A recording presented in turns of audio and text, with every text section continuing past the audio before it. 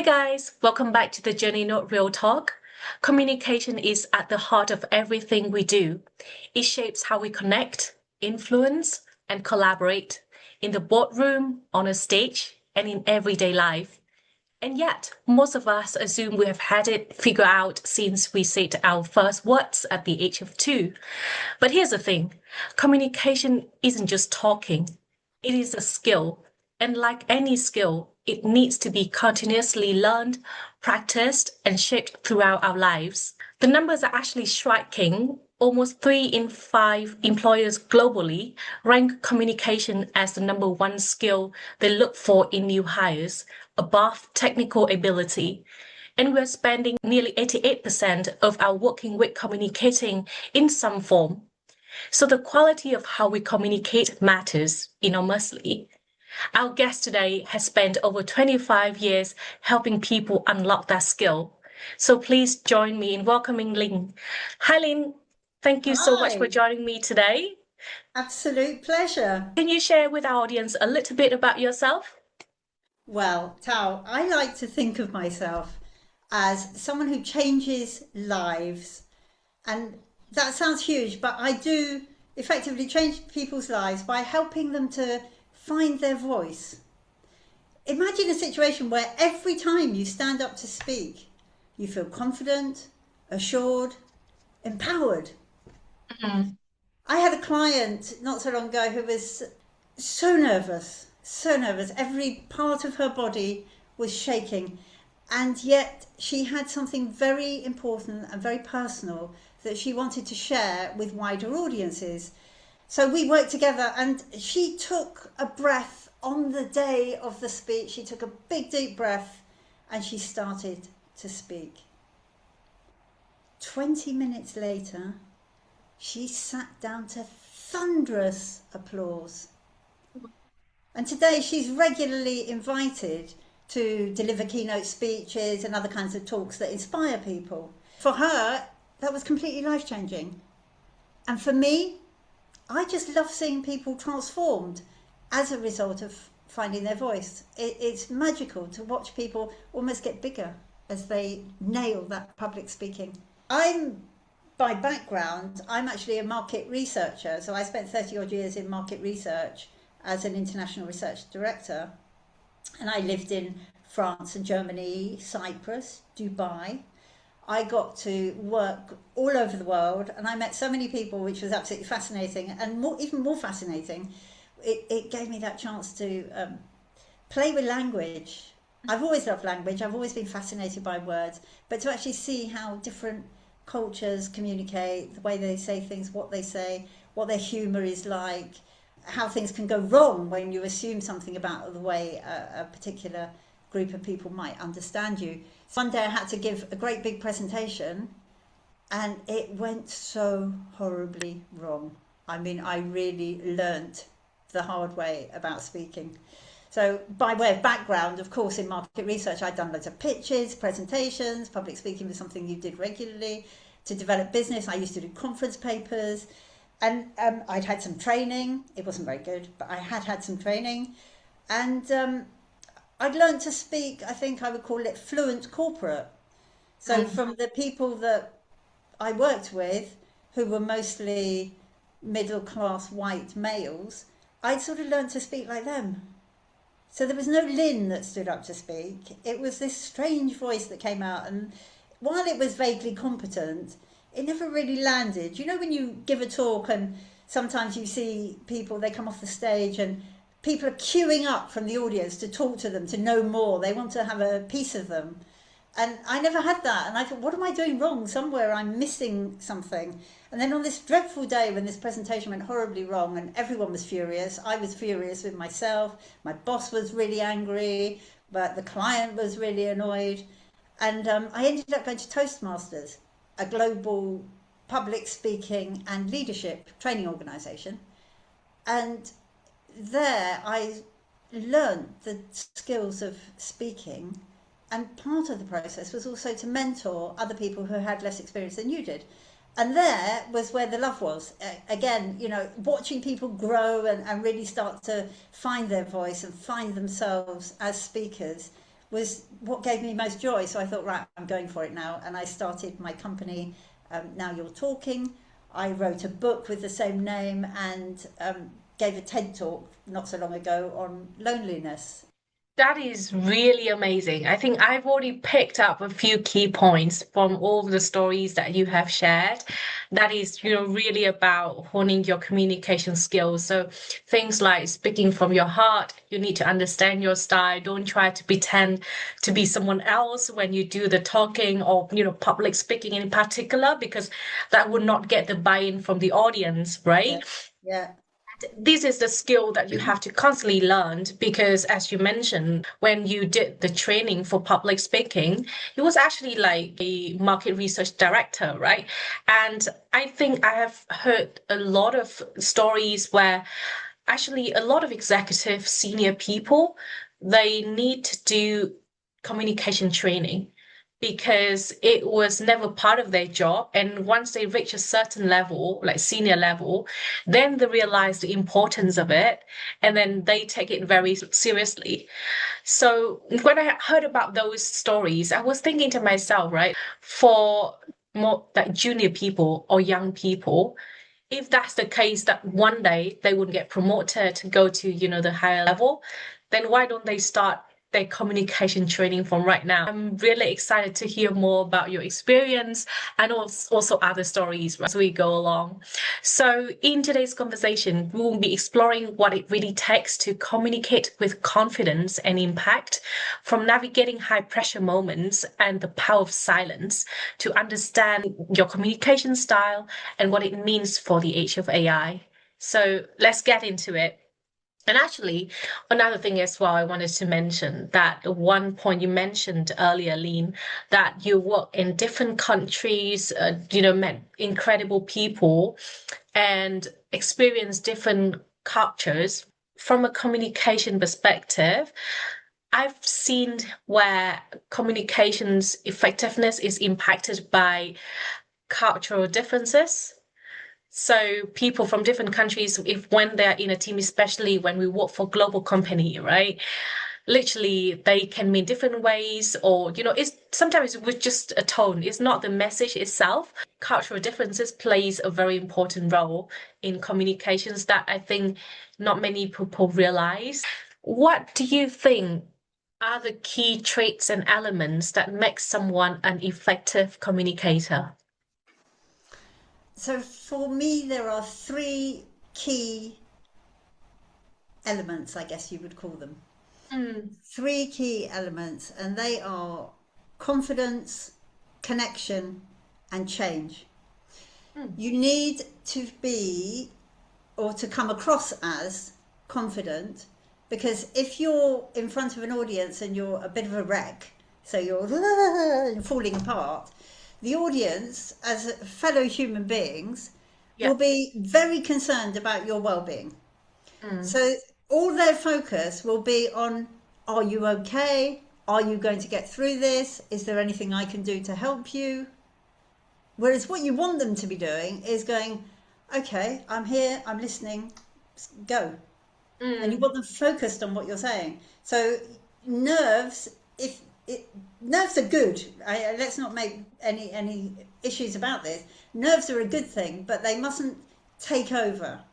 mm. So you need to learn how to build confidence so that you can appear confident in front of the audience, they can relax, and then they can focus on what you've got to say, which after all is why you're there in the room. Mm, The next thing is connection. It's the need to connect with your audience, because mm, otherwise, if you're not connected, you might as well be talking to yourself to all intents and purposes. So you've got to create that connection between you and your audience.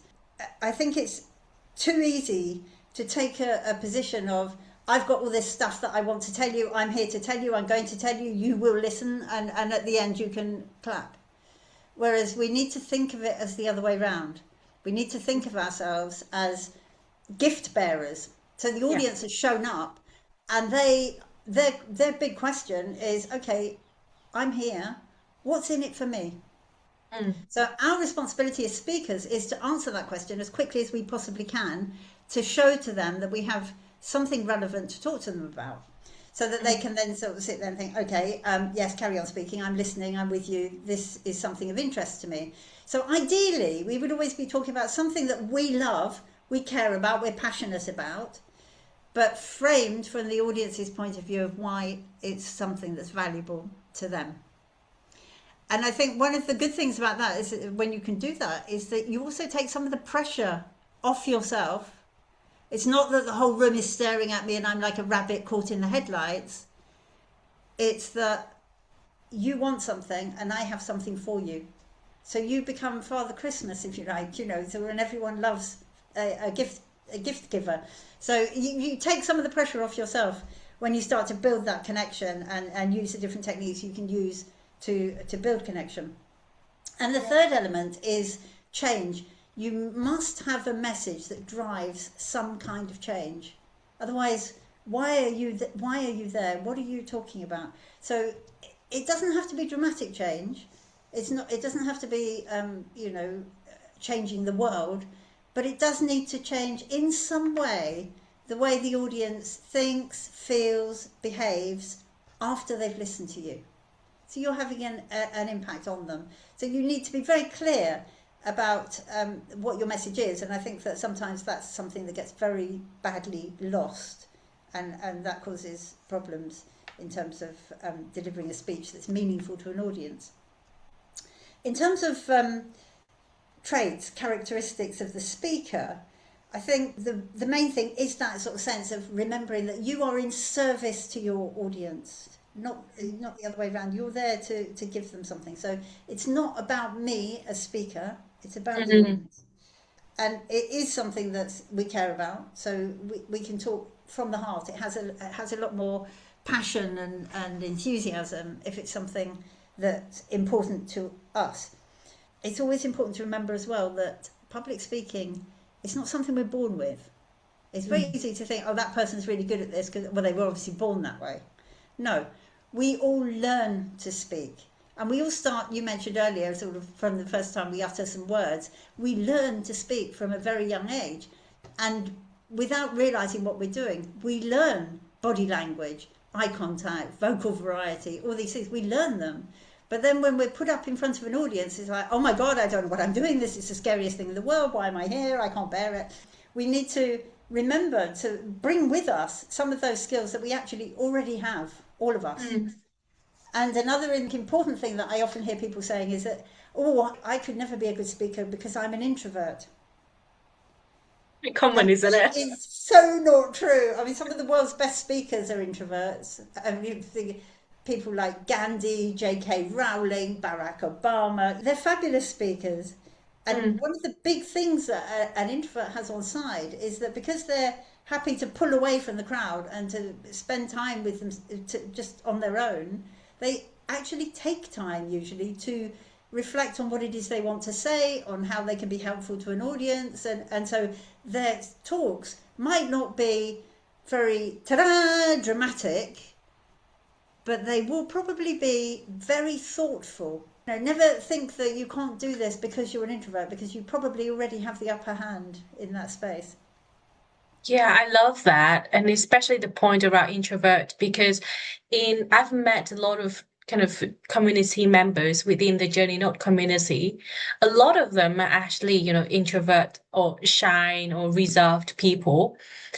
But I think, as you said, it's not right to say that they are not good speaker. It's just that they haven't got the topics that they like enough to talk about. I think that is the key thing, because once I started talking to them about a topic that they care about or like, they can talk fluently about those topics, right? So I think, as you say, it's a skill. So it's for them, it's more about, okay, how can I learn the skills? So when I talk about topics that I'm not interested in, I can still be able to deliver the message that I want, right? I think sometimes as well, a lot of people will have experience of having to pick up a presentation that was written by someone else, and suddenly on the day they can't deliver it. Oh, And so yes. you've got this, over to you, good luck. And oh my God, I don't know what's in there and all the rest. How am I going to do this? And if you go through those slides page by page, the way they're written, chances are you'll get into a very big mess because half the time you won't know why the slide is there, what it's trying to do, or anything. So take that few minutes, flick through, and go, what is this?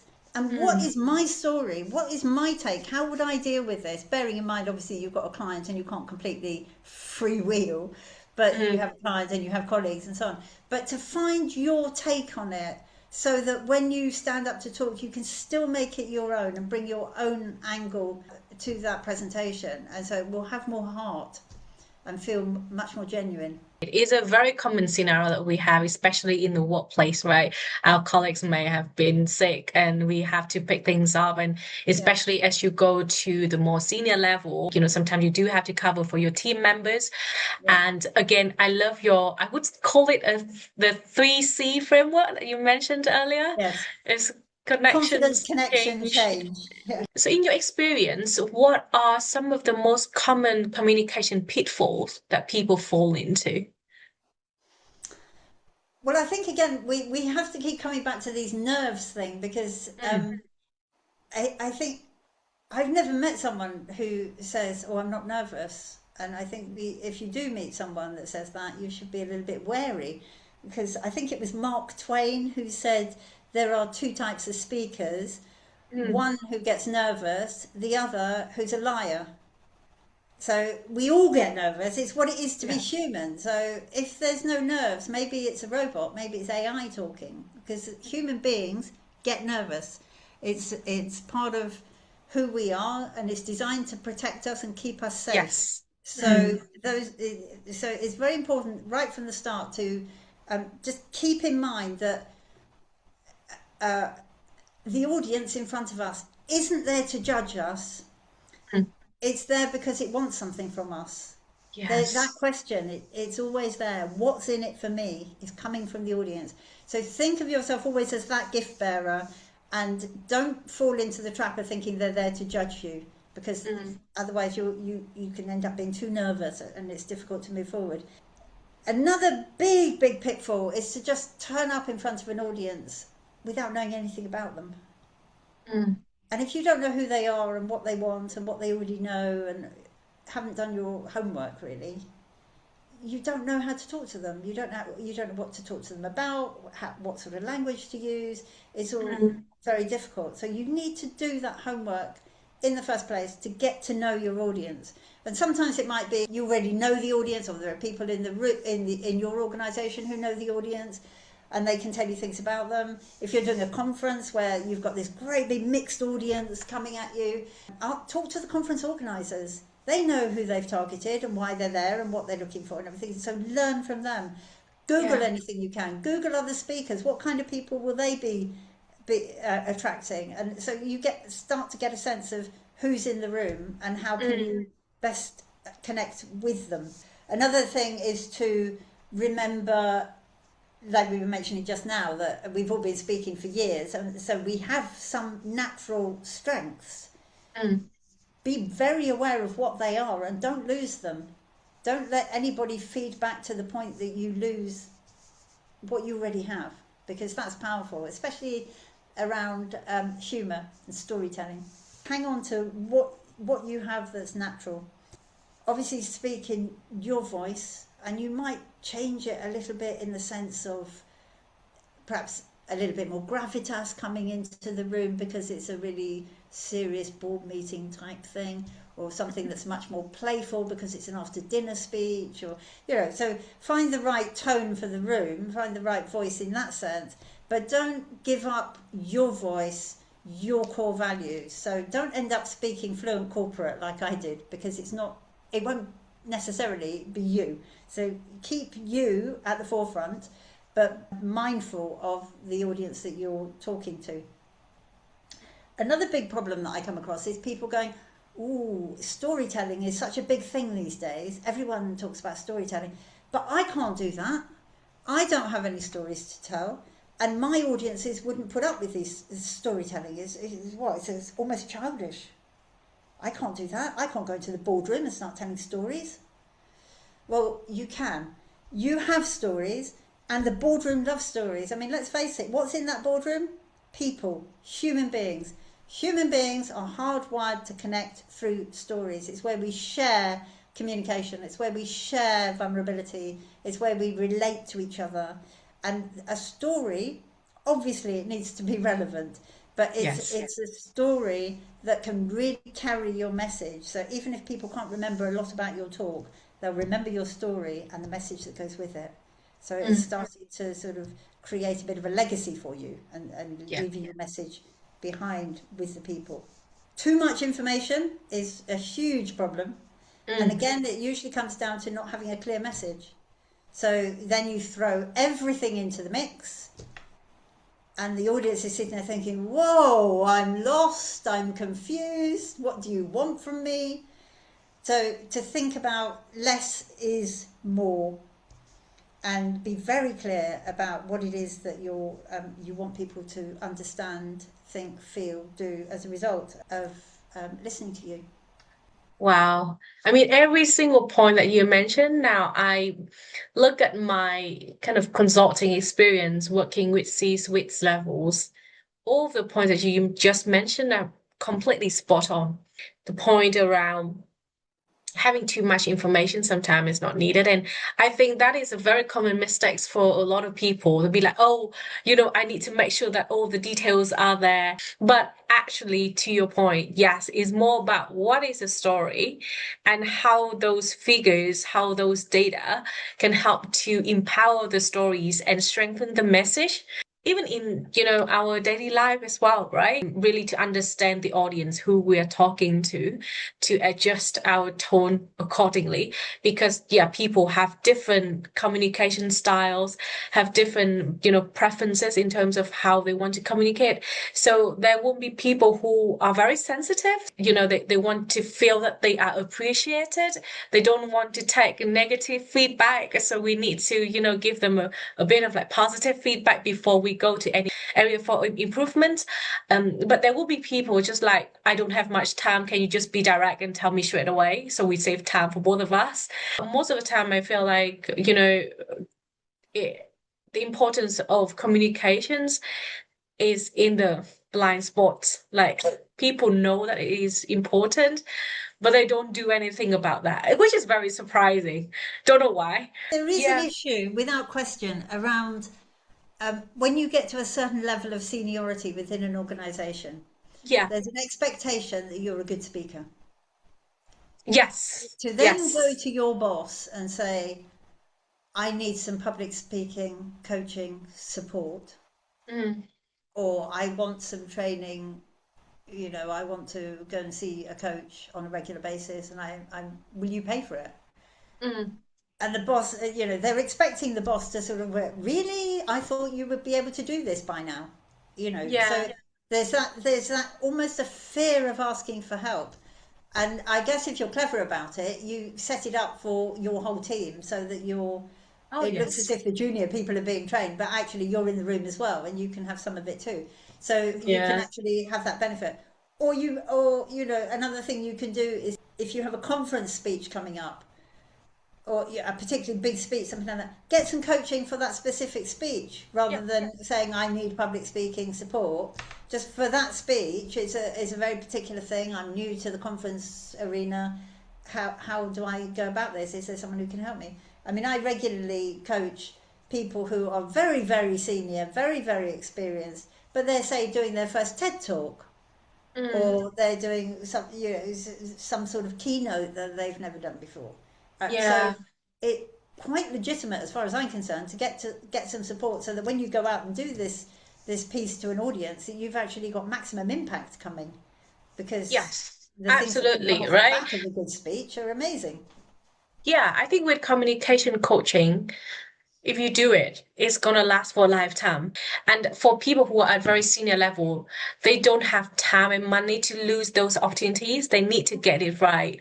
So I think it's better to, get coaching before just assume that, oh, I need to be good at that. And then they go and then they just deliver like a bad speech that would have an impact on their reputation, the firm's reputation, and everything else, right? Also, not just about work. This is more than work. So I'm just observing the things happening around me, even communication in relationships. Hmm. but not many people think about, oh, I need to do a communication coaching so I can communicate better in relationships. Because I've seen so many times, I'm sure you have as well, the way we communicate with our loved ones, right? If it's not the right way, then it can damage the relationships. It can lead to miscommunication. And I've also seen the impact of that once we have the right communication style. It can unblock so many things. It can heal the relationships. It can help each other to be more open, and it can lead to a final outcomes that, that both of the parties are happy with. I think a lot of, pain in relationships, and I'm not talking about just romantic relationships, right? All kind of relationships, friendship, family, romantic relationships. A lot of pain, a lot of time can be saved by having the right Yeah, communication yeah, style. absolutely. Yeah. I mean, that's so true. And don't forget too the sort of speeches that you might make, a more formal speech, but outside of the workplace. So things like best man, mother, father of the Yes. bride, or a eulogy. A eulogy, so hard to do, but you're going to kick yourself if you don't do them. Yes. And yet when you do, again, I've coached a lot of these things, and when you do them, they make you feel so good that Yeah. you actually did it, and on the day, and people, friends and family will appreciate what you've done as well, and it's very, very powerful. And again, those skills, they all, you will use them differently, but they're still the same sort of skills that are going into the mix. So Yes. Definitely. It's like transferable skills, right? You learn it for once, but you can use it in different scenarios and contexts. Let's bring us back to the time when you had your TED Talk. I think it's going to be very interesting to hear about your experience in that. And so, from your own experience as well, and how you have helped others people deliver TED Talks, how to stay composed when emotions are running high. Because now you're speaking in front of, I don't know, hundreds, thousands of people, right? Your mind will be going wild, your hands will be shaking, and but you still have to deliver the speech. How do we control that? Is there any technique that we can use to control that? I think that everyone wants a quick fix, don't they? Mm, For, oh, it's almost like, if I take a pill, I'll be fine. And there is no quick fix. We're mm, born with nerves, and they're perhaps not entirely appropriate for 21st century modern living. Yeah, a saber-toothed tiger isn't suddenly going to come charging onto the stage and gobble it up. So, mm, but the fears are still there. That idea that, oh, it'd be better if you don't do this talk, because then you don't have to have any of the stress or any of the problems. It can't go wrong. It's all fine.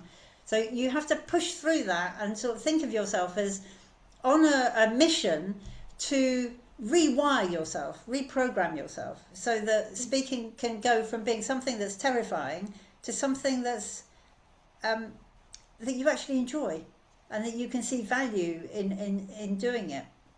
So I came up with this because nerves. I mean, my goodness, I can do chapter and verse on nerves. I mean, the number of times I've nearly fallen over, I've been so nervous. I came up with this thing that I called the pro approach, mm, and it has three elements to it. So the first is proportion. We need to let some air out of the balloon. We need to understand that nerves are normal, they're what it is to be human, everyone has them, and they have a good thing to do. So I think it was Judy Dench who said nerves are a kind of petrol, and they give you energy to be in front of an audience and to deliver that piece. So it's how do you harness those nerves to work with you, so that you push energy into the room, because energy is what you want in front of an audience.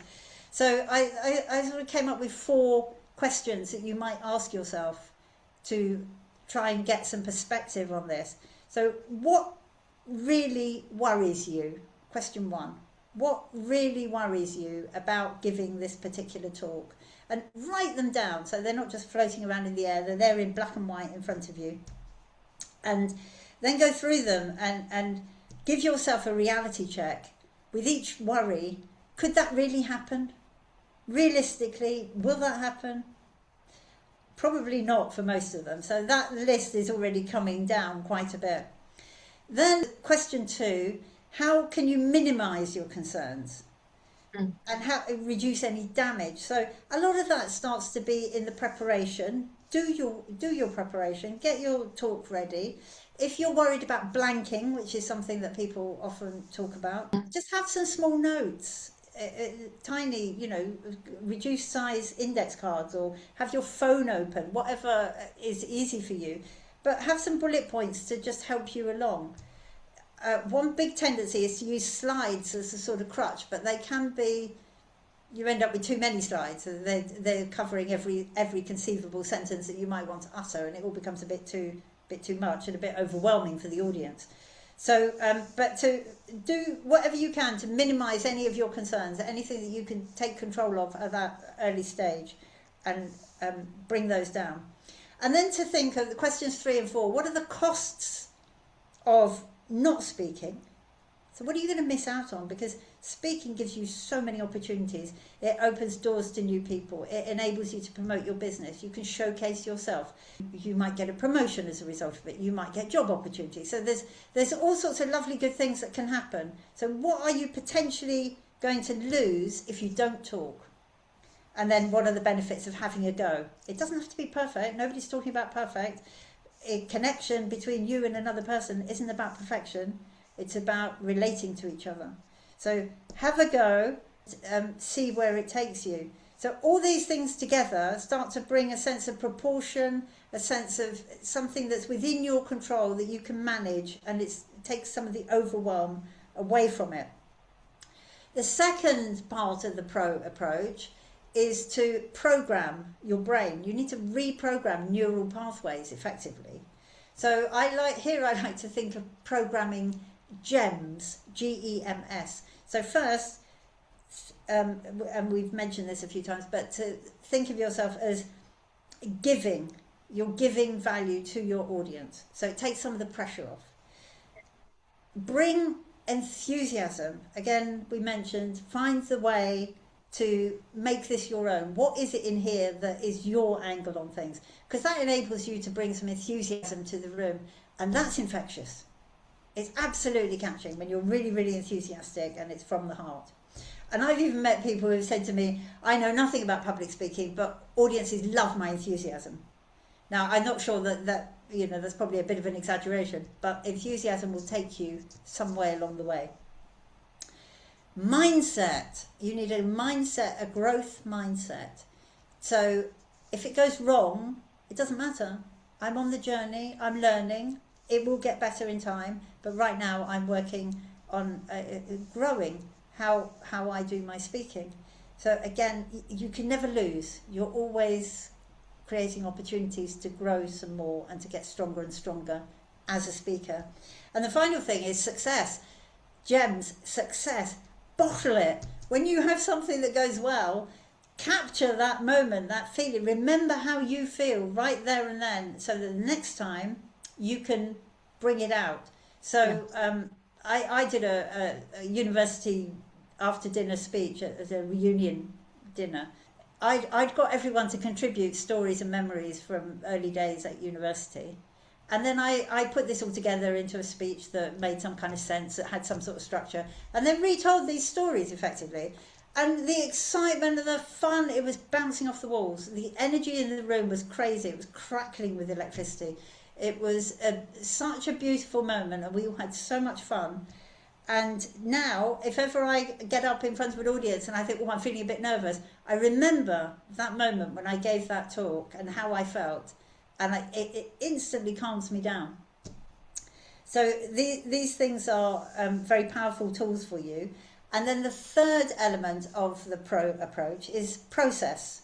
So incremental improvements, slowly. So start small audience, small length of time that you're talking. It might be in a meeting, a team meeting, where you say, right, okay, today I'm going to talk for 1 minute on this subject. And so you start to build those skills slowly over time. focus on specific speaking skills that you want to improve. So if you think about different skills, which ones would you say you're not very good at but you would like to improve? So it might be pausing, for example, or it might be showing the room that I'm really serious when I make a serious point, or different things like that. So give yourself a score for how you're doing with them, and then work on them, read a little bit about them, practice them, until you start to strengthen your capability in that area, and it starts to feel more natural and something you can use on a regular basis. And then invite feedback, and not just any old feedback. Tell people what you want to know. Yeah. I'm giving a speech on this. I'm very worried that my voice doesn't sound quite right. It's a bit too excited all the time, or it's all at the same pitch, or, it's not quite, I'm not happy about some of the things I'm doing with my voice. Can you please look out for how I'm using my voice and how it's affecting you, and give me feedback on that? I don't want you to look at the whole speech, just that.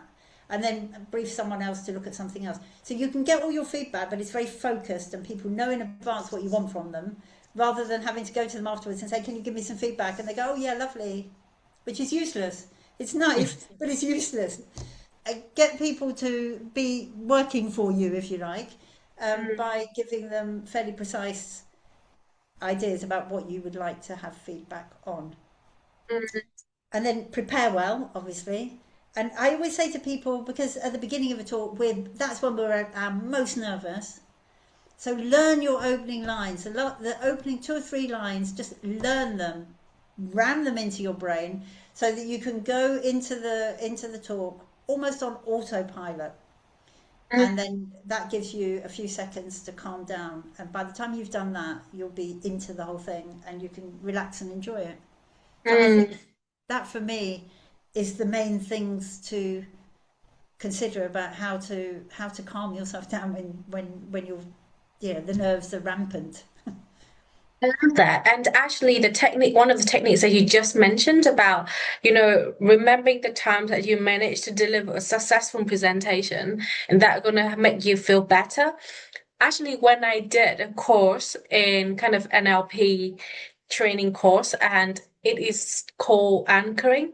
So Yeah. it not just used in communication, but for everything else. So when you get nervous, you think about a time when you feel, you have the power, you feel very confident in that space. So you try to choose, a particular gesture. I don't know, maybe hold your fist or whichever it is, and that would make you feel better. And I think another way to do it is before the presentation. This is a lot of people talk about, but it still works. It's old but gold. Take a deep breath. Take Yes. a deep breath. It helps to slow down your heartbeat and also your nerves as well. Actually, we go through a lot of things, right? When we do like public speaking. So fear of failure, fear of judgment, fear of conflicts and everything. So everything come all at once, right? So accept the fact that is very challenging, but that's the whole point of, building up these communication skills.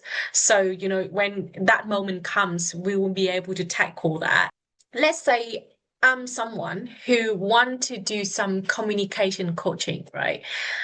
What are the key things that usually people get coaching on? I mean, for me, the single biggest issue is that there is not a clarity of message. So what are you really talking about? Because until you're very clear about what it is you want to say to your audience, that everything, including the kitchen sink, will come into the speech.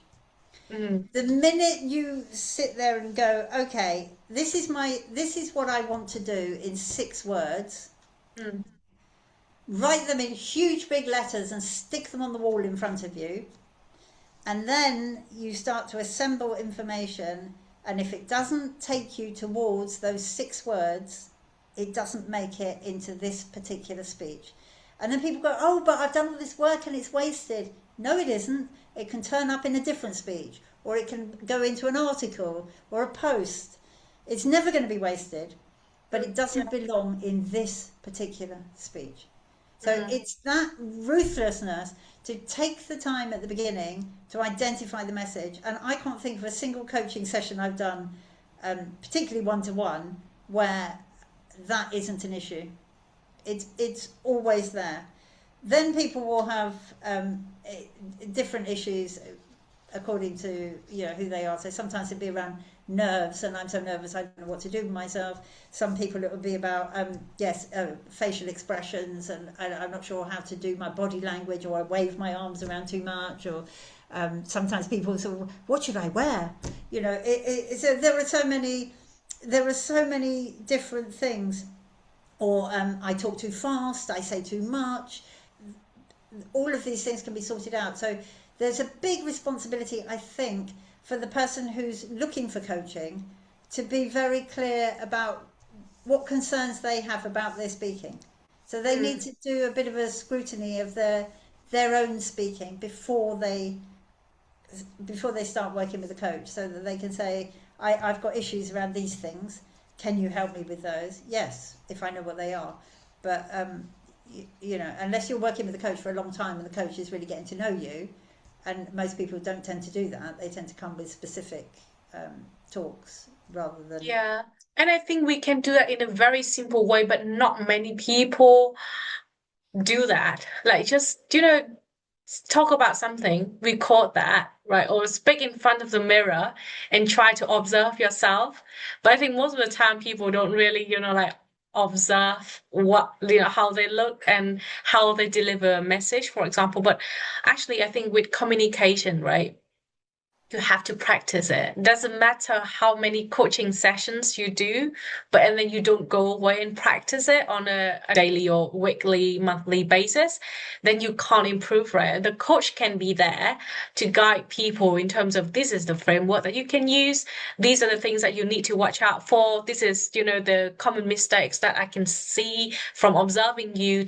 But the coach will not be able to do that for them. They won't No, have to do it, right? you have to do it for yourself. And I mean, another one that's sort of almost my big bugbear is the way the word like has crept into the English language. So we've foregone verbs and nouns, and almost every aspect of a language have gone in Yeah. the bin and have been replaced by like, which when you're sitting in an audience is massively distracting. Yeah. Filler, And what is I mean, it? it's distracting enough when you hear people in a coffee shop and that's all you can hear, like. But it's you have the opportunity with things like that to practice them on a daily basis. So I use like until I'm going crazy. So I'm going to practice taking it out of my speaking. So every time I want to say like, I'm just going to breathe. Yes. And actually, that leads to my next question, because I think this is more about filler what, right? So when is silence more powerful than words in a speech? The thing is that the pause is massively powerful, Mm. used in the right way. And I get it's Mark Twain again. He obviously has taken over my life. But the right word may be effective, but no word was ever as effective as a rightly timed pause. Mm. Nice, huh? And I think that that's really true. So there are loads and loads of times when you can pause to good effect, but I think one of the most powerful is right at the beginning. Before you utter a single word, just pause. Especially if you're in a conference lineup, because the audience will be sitting there, they've had lots to deal with, they're now maybe thinking quickly about what shall I have for dinner tonight, Yeah. and they're expecting to hear sound coming from in front of them. Mm. So when nothing comes, just silence. Yeah. They're sort of, oh, everything stops. They look up, they pay attention, their heads are cleared from what was going on before, and in you go. Yeah, very interesting, because what I had in mind before this, usually we pause before we want to mention an important point. So it can add the weight to Yeah. the next sentence that we have.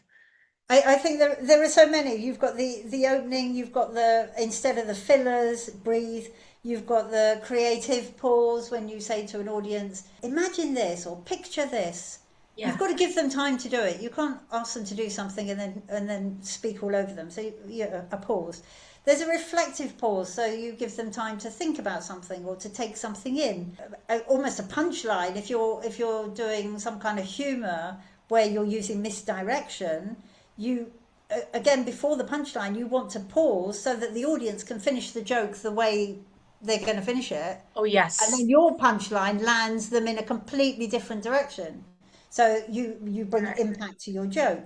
If you've got an audience laughing, again pause, don't talk over their laughter, because if you do that they'll never laugh again. So let them laugh. If you've got humor in your speech, build in some extra time to allow for laughter. There's a dramatic pause that you might put in when you're telling a story and it's building, it's building, it's building, and then and you stop.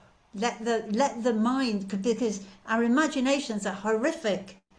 The imagination will go all over the place, and then you land your key point. Punctuation, so that we don't sound in, pause, comma, Yeah. pause, comma. There's or a longer pause is a full stop or whatever. What you just mentioned, the sort of sense of gravitas, that emphasis is sort of Mhm. pause. It underlines the statement in many ways. If you're using words that sort of suggest a pause, oh, he suddenly stopped. You stop too, and then so there are so many ways that you can use the pause to give more impact to your speech, and certainly to stop it from just running on one level at one Yeah. speed. And yeah, Yeah, I think it's very important, and even in the scenarios where we are in an argument, for example, the pause really help actually the other person to calm down, yeah, you've got to. right? I mean, talking over someone when they're angry, forget it, because they're not going to hear a word. So definitely, I mean, it's sometimes you need to actually say, let's all take a break, grab a Mm. coffee, breathe, and we'll all come back and then carry on. I mean, sometimes you need more than a pause. You need to actually stop things. Yeah. But I totally agree with you that time to just let people calm down a bit so that they're in a position to be able to listen and engage rather than sort of. And I think Absolutely. there's another time when it's really good to pause is if you're doing some kind of Q&A or you're on a panel, is and a question comes from the audience, and you need a moment or two to think about it and to assemble Yeah. your thoughts. Again, pause. Don't rush straight in. Take a moment and then come with your thought through response, and it'll be that much Yeah. softer. We all have different communication styles. How do we identify our own style and adapt to others in conversation? I think um, for me, you need to be aware of what your default, almost comfort zone position is. Mm, And if it's very heavily embedded in slides, mm, data, too many mm. numbers, we don't respond well to numbers, and it doesn't take many numbers to make an audience glaze over. Yeah. So if you're trying to get a bigger message across, I mean, it's a different thing if you're in a meeting where you're going through nitty gritty of a load of data from a particular study or a particular work or something. But if you're trying to get a message, a broader message across, you don't want too many numbers in there. One or two that really make people go, "Oh, I had no idea," or the sense of the scale of something, that big picture scenario, very powerful. But if you start to have too many, and I was sitting at a conference once where this guy, it was just one piece of data after another. It was exhausting. Nobody had a clue what he was talking about. And then these notes started to go up and down the audience. People were passing bits of paper, sort of, all these numbers make this person a very boring listen. And it was going backwards and forwards, and sort of, and how awful. But it was true. It was completely and utterly boring. And there was no sign of a message. There was no sign of where we were trying to get to. And it's the stories and the emotional connection that will keep the audience with you. So if you have a tendency into that space, think about how you can bring some other things as well Yeah. to it. Makes sense. Because and it comes back to the same thing every time. Your audience is probably still human, and humans react to stories. They react well to stories. So, how can you bring some things in that aren't just numbers, that break it up a bit, or how could you engage the audience, get the audience to participate in some way, get them to guess some numbers, or what can you do that breaks it up a bit and makes it a bit more interesting for the audience? There are sometimes people who gravitate towards look, if I can do it, so can you. And you find a lot of inspirational, motivational speaking in that space. Here's what happened to me. I used to be like this, and then I came across that, and now I'm like this. And of course, you will want to be like me because that's why you're here today. And so I'm going to tell you how I did it. And that can sometimes feel a bit complacent. So Mm. again, when you're doing that kind of talking, it's so important to connect with the audience and find the point where you can meet each other and then Mm. take them on a journey with you so that it feels like you are actually taking them on a journey or you're gifting them something, but that they feel looked after and they're coming with you because they choose to, not because you're talking at them, bang, bang, bang, bang, bang, until they Yeah. cave in. Sometimes you get people who are so enthusiastic about their subject that they just overshare, and you sort of, the audience comes out almost, oh, get me to the bar, I need a drink, this is just, it was too much. And again, strip it back a bit. So it's to understand where you're at, where you are as the speaker, and tweak it for the Mm. people so the style is right for the people in the room. You can't get away from it. Storytelling works with every audience. It's extremely powerful. The stories, of course, need to be relevant, and Yeah. you need to tell them in such a way that they're relatable, and you need to edit them. If they're personal stories, it's hard because it's my story, and why should I edit it? But there's always too much information in the story that the audience can't keep up with. There'll be too many people, too many Mm. here and there, and going all over the place, and deviations and meanderings, and all sorts of problems that make it difficult. So again, stories need editing so that they're accessible. And that's something we could all learn to do in our day-to-day lives, talking about earlier, is don't tell stories with every detail about how we got from 10 years ago to now. What is the essence of this story that I want to share? Yeah, So, absolutely. Especially nowadays with social media, right? It's the norm that people have short attention span. yeah. So if you don't get to the point quickly enough so they can get the gist of it at least, so it can trigger their interest, etc., right? Then you can continue the conversation. And that's why Otherwise, you people need just to answer that what's in it for me very, very quickly in the first few yes. seconds, because people's attention span isn't there. And once they can see there is something in it for them, they're more Mm, likely to say, okay, I'm listening, you've got another 2 minutes, keep going.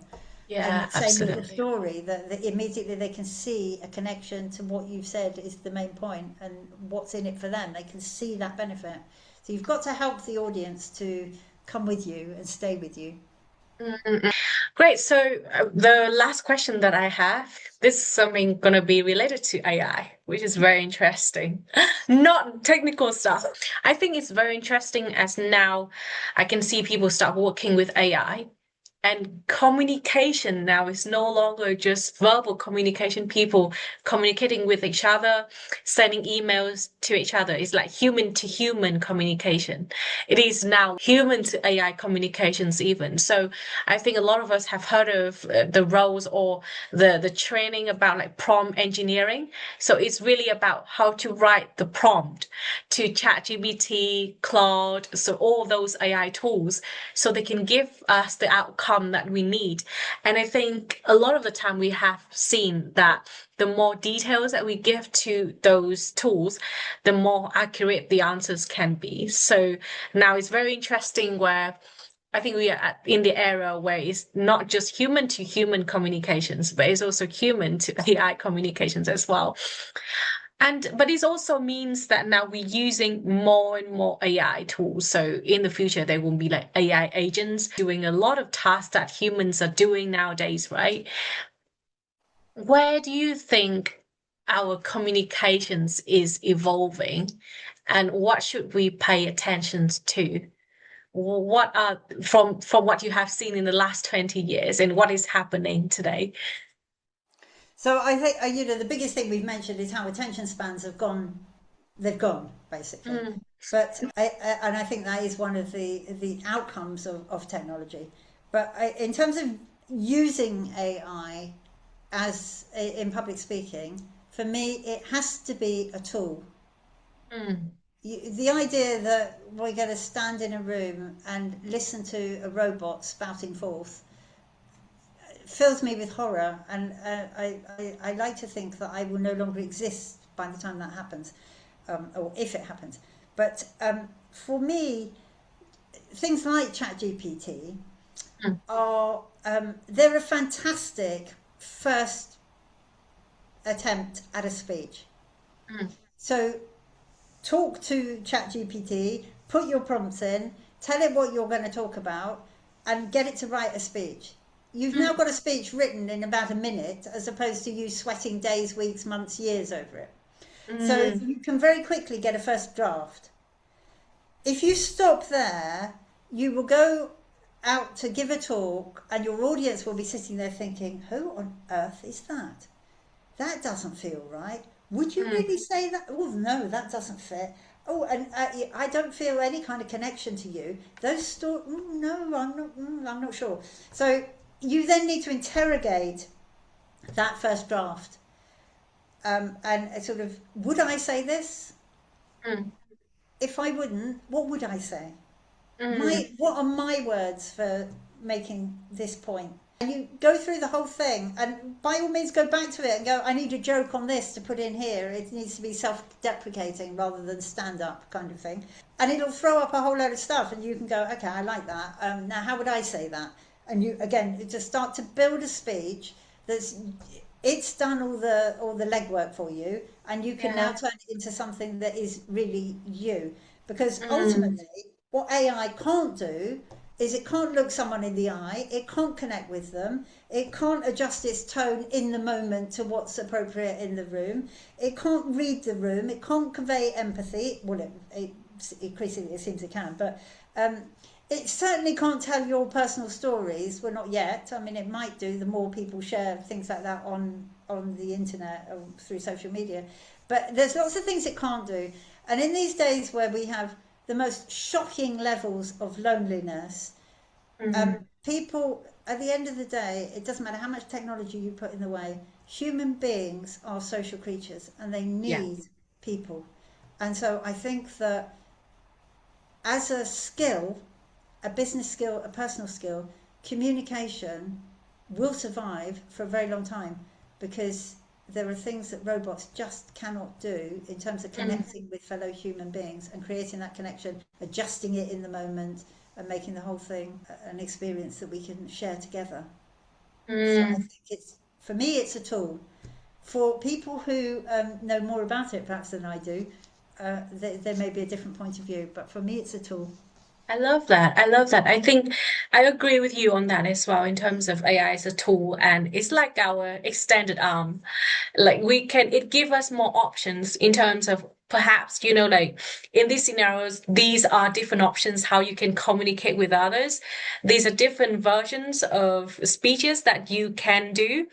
However, you still have to customize it to make it kind of your way, like your style, your version, right? But definitely it's useful in the sense that it gives you more data points so you can really leverage that and be more creative than just having one versions, right? But don't use that version that it gives you as the No. final one, right? We still have to add our own sauce Yeah. into it.